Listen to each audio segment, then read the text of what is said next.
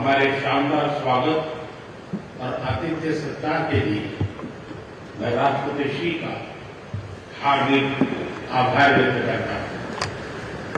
आज उज्बेकिस्तान का independence day है। कल किर्गिस्तान का राष्ट्रीय दिवस था। इस अवसर पर मैं दोनों लीडर्स को बधाई और शुभकामनाएं देता हूं।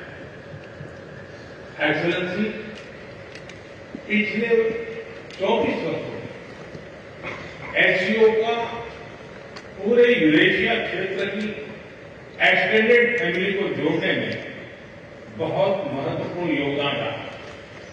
भारत ने एक सक्रिय सदस्य के रूप में हमेशा कंस्ट्रक्टिव और सकारात्मक भूमिका निभाई है।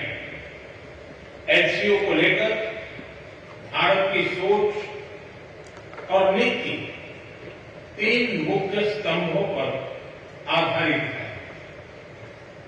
एससीओ, एस सिक्योरिटी, सी कनेक्टिविटी, ओ अपॉर्चुनिटी। पहले स्तंभ एस यानी सिक्योरिटी के संदर्भ में मैं कहना चाहता हूं कि सुरक्षा, शांति और स्थिरता किसी भी देश के विकास का आधार है। किंतु इस मार्ग में आतंकवाद, अलगाववाद और अतिवाद बड़ी चुनौतियां हैं। आतंकवाद सिर्फ किसी देश की सुरक्षा ही नहीं, बल्कि पूरी मानवता के लिए एक साझा चुनौती है। कोई देश, कोई समाज, कोई नागरिक अपने आप को इससे सुरक्षित नहीं समझ सकता। इसलिए आतंकवाद से लड़ाई में भारत ने एकजुटता पर बल दिया। इसमें एससीओ रेड्स की बहुत महत्वपूर्ण भूमिका रही। इस वर्ष भारत ने जॉइंट इंफॉर्मेशन ऑपरेशन को लीड करते हुए अल कायदा और इससे जुड़े आतंकी संगठनों से लड़ने का इनिशिएटिव किया। हमने रेडिकलाइजेशन के विरुद्ध समन्वय बढ़ाने और मिलकर कदम उठाने का भी प्रस्ताव रखा। टेरर फाइनेंसिंग के खिलाफ आवाज उठाई। इसमें मिले समर्थन के लिए मैं आभार व्यक्त करता हूं। एक्सेलेंसी, भारत पिछले 4 दशकों से निर्मम आतंकवाद का दंश झेल रहा है। कितनी ही माताओं ने अपने बच्चे खोए और कितने बच्चे अनाथ हो गए। हाल ही में हमने पहलगाम में टेररिज्म का बहुत ही घिनौना रूप देखा। इस दुख की घड़ी में जो मित्र देश हमारे साथ खड़े रहे, मैं उनका आभार व्यक्त करता हूं।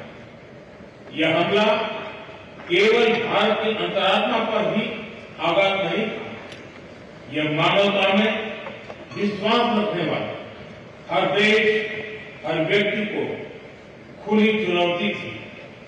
ऐसे में प्रश्न उठना स्वाभाविक है, क्या कुछ देशों द्वारा आतंकवाद का खुलेआम समर्थन हमें स्वीकार्य हो सकता है? एक्सेलेंसी, हमें स्पष्ट रूप से और एक स्वर में कहना होगा कि आतंकवाद पर कोई भी डबल स्टैंडर्ड स्वीकार्य नहीं होंगे।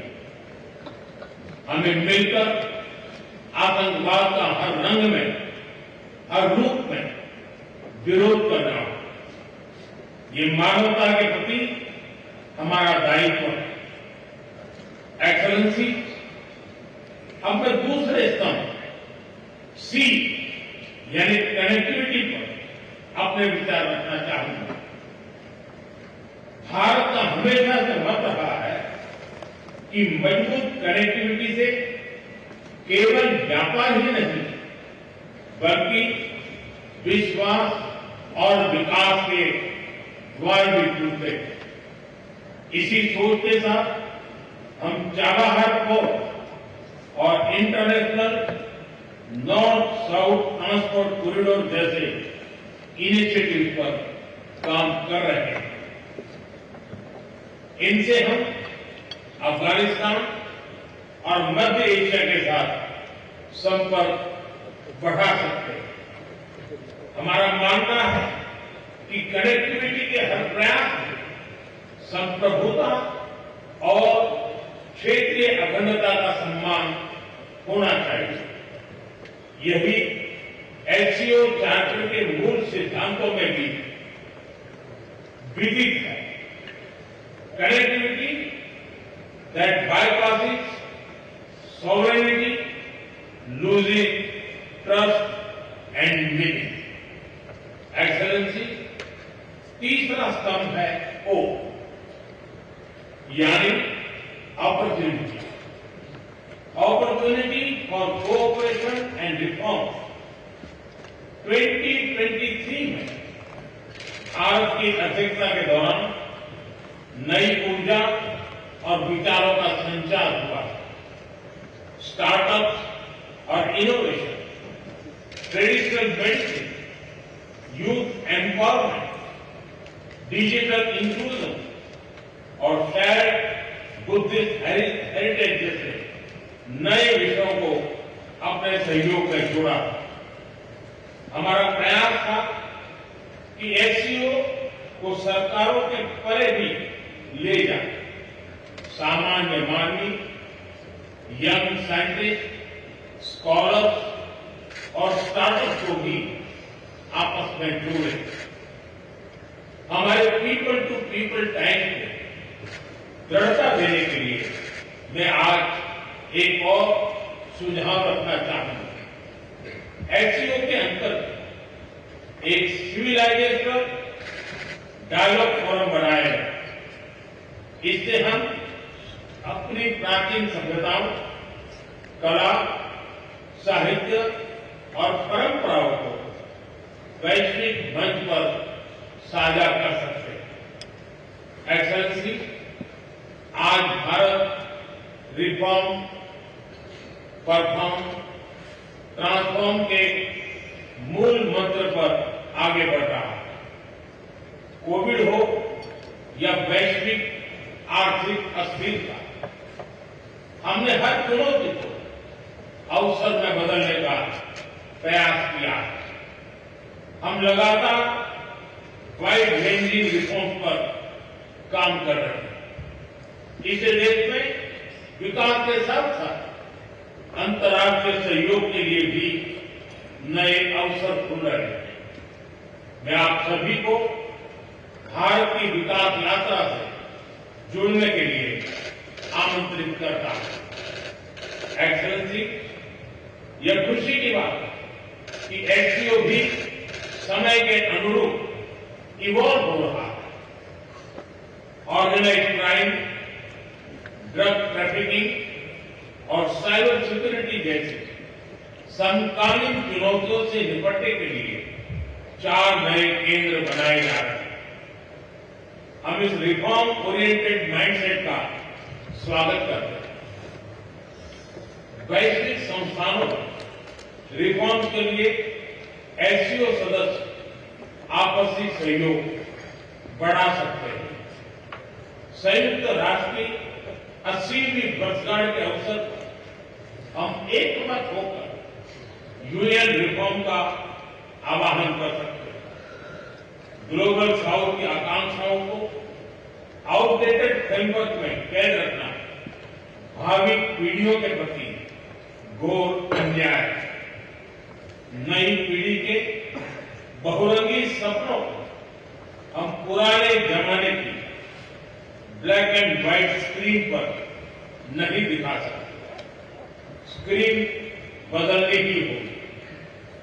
एचसीओ मल्टीलेटरलिज्म और इंक्लूसिव वर्ल्ड ऑर्डर का मार्गदर्शक बन सकता है। मुझे खुशी है कि इस महत्वपूर्ण विषय पर आज एक स्टेटमेंट जारी किया जा रहा है। एक्सेलेंसी, हम सभी पार्टनर्स के साथ समन्वय और सहयोग के साथ आगे बढ़ रहे हैं।